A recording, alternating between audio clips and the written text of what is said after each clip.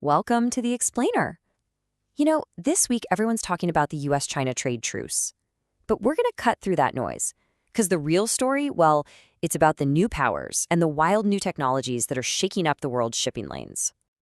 All right, so let's dive right in and take a look at the key strategic currents that are really shaping the seas this week. Okay, first up, we've got to talk about that delicate dance between the world's two economic giants. A truce has been called, yeah, but the big question is, how stable is it really? So here's what happened. Washington announced a one-year suspension of these special port service fees they have on Chinese vessels. It's basically an attempt to cool things down, ease some of that tension in the supercritical trans-Pacific shipping lanes. But, and this is a big but, it's kind of a one-way street. See, while the U.S. hit pause on its fees, Beijing is holding firm. They're keeping their own charges on American carriers.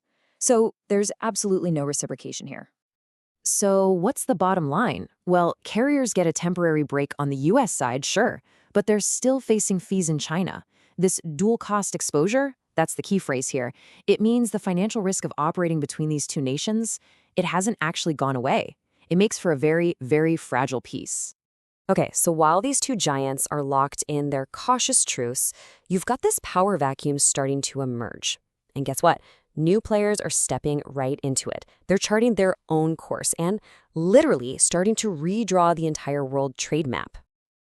And a perfect example of this is what's happening in India. They've just launched their own national shipping line. This is a huge, bold play for what they're calling logistics sovereignty and maritime self-reliance. And listen, they are not starting small. BCSL is hitting the water with a fleet of 51 vessels right out of the gate. But that's just the beginning. They're not stopping there. The plan? To more than double that fleet to over 100 vessels by 2026. I mean, that is a crystal clear signal of just how serious they are about playing on the global stage. And you have to understand, this isn't just about buying more ships. No. This is a strategic play on so many fronts. They're asserting control in the Indian Ocean, they're attracting huge investments from players like Maersk, and they're positioning their own ports as real, credible alternatives to the established hubs.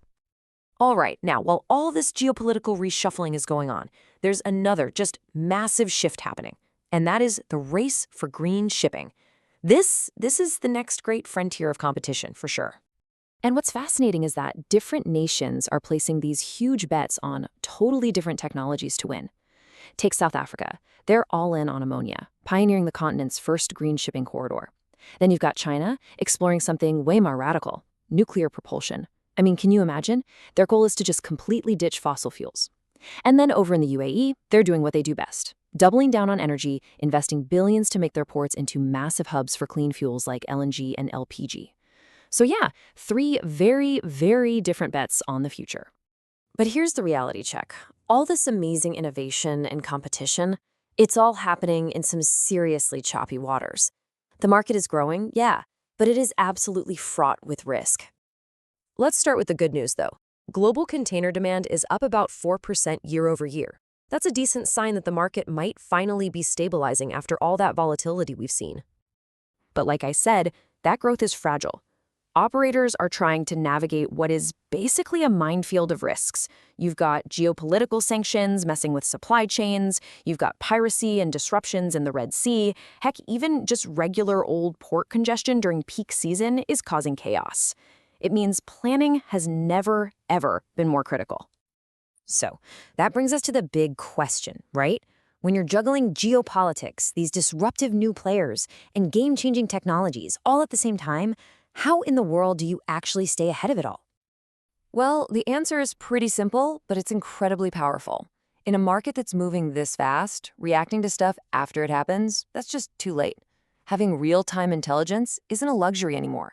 It's an absolute necessity for survival. And that really brings us to the final crucial question that you should be asking yourself. With all these moving parts, how do you, in your business, in your role, how do you navigate these volatile seas and stay ahead of the curve?